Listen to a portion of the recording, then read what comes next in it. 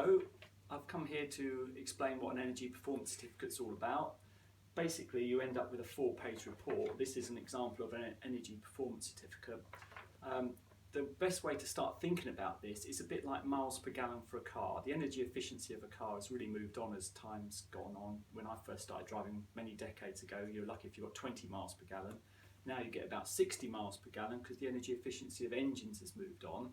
And it's the same with property, with dwellings. The energy efficiency of dwellings has moved on. If you buy a modern house today, it's super insulated, got a very energy efficient Band-Aid condensing boiler. It burns gas and electricity really efficiently, which means you've got low running costs, and so on. So I come along and see how the property's built, how it's heated, how it's insulated. I gather all the information about the property on my survey, go back to the office and do all my calculations, and then you end up with an energy performance certificate. This is an example. It's a 4-page document. This is an example of one I did in Shandon Road, Worthing, recently. It's a detached bungalow of 66 square metres. All this information is on the front page. The software, the brains of the computer, helps work out what the average household, if they lived in this dwelling, this detached bungalow of 66 square metres, what their bills would be for lighting, heating and hot water over 3 years. And so in this example, currently, their bills would be just under 3,000 as the property stands.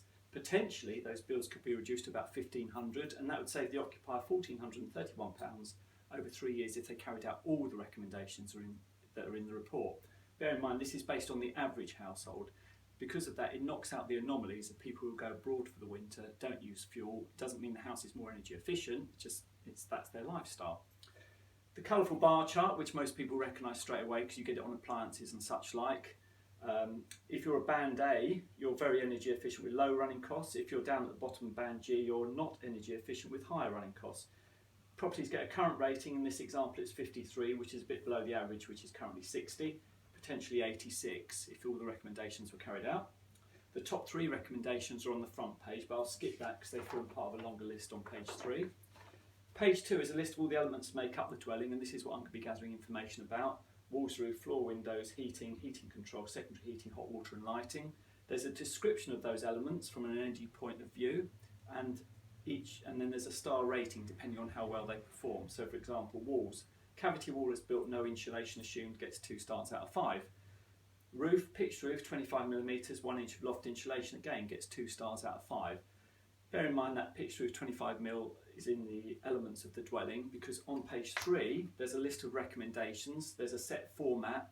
It's meant to be spending your money in the most cost effective way to make the property more energy efficient.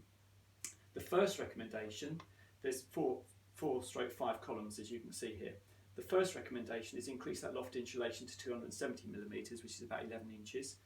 Indicative cost, it would cost about £100 to £350 if you paid somebody to install it, typically saving you £88 a year off your bills. Your rating goes up to 57. Cavity wall insulation would cost about £500 to £1,500 to install, would typically save you £117 a year off your bills, and your rating jumps from 57 up to 62 and so on. So it's quite straightforward to follow. The recommended measure, how much it would cost to install it, how much you typically save off your energy bills if you did it, and how much your rating would go up. Then on the last page, it's got the assessor's name, phone number, email, etc., person who's done the report. And this middle paragraph is about why these documents exist, the impact of buildings on the environment. It's all to do with getting people to think about their fuel consumption, cut it down, save themselves money, and cut pollution. The easiest way, in summary, to think about this, if you think of a dwelling as a human being, there's 3 crucial things that make a property more energy efficient.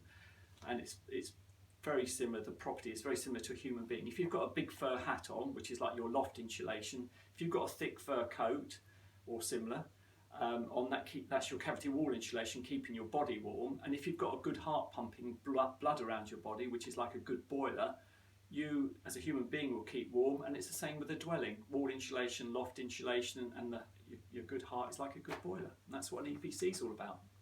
Thank you very much, Steve.